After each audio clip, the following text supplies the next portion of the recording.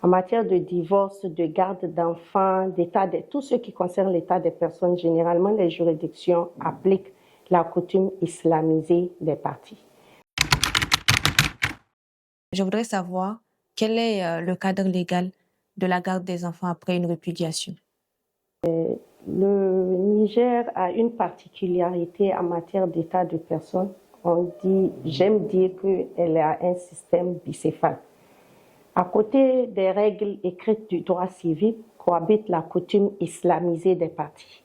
En matière de divorce, de garde d'enfants, tout ce qui concerne l'état des personnes, généralement les juridictions appliquent la coutume islamisée des parties.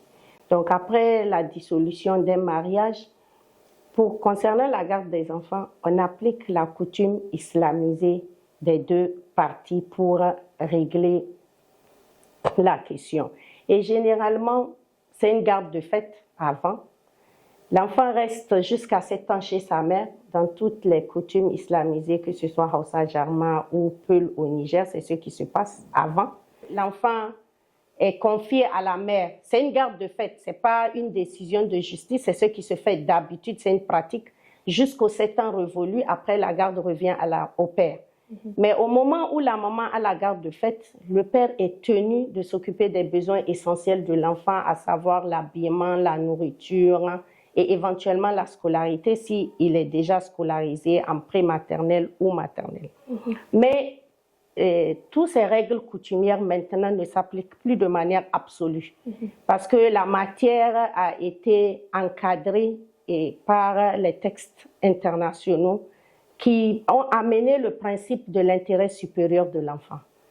Et l'article 3 de la Convention internationale relative aux droits de l'enfant dit clairement que chaque fois qu'il y a une situation dans laquelle se trouve un enfant, qu'elle soit administrative, judiciaire ou législative, le seul principe qui domine et qui prévale, c'est l'intérêt supérieur de l'enfant. Donc, cette nouvelle donne est en train de faire évoluer le droit coutumier qui est appliqué.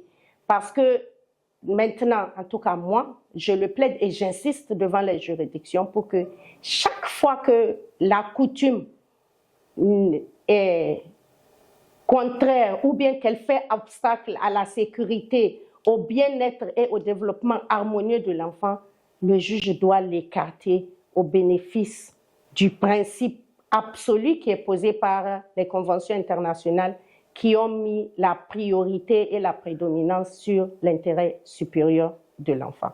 C'est la seule chose qui prévaut. Donc, au-delà de la coutume reste source de droit au Niger. Elle reste source de droit.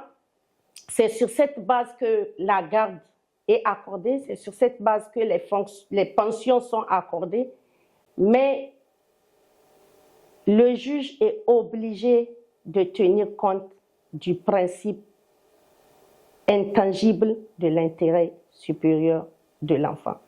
En toute situation, il doit se poser la question, est-ce que cette décision que je prends, est-ce que c'est conforme, est-ce que c'est dans l'intérêt supérieur de l'enfant que je suis en train de trancher cette demande de garde?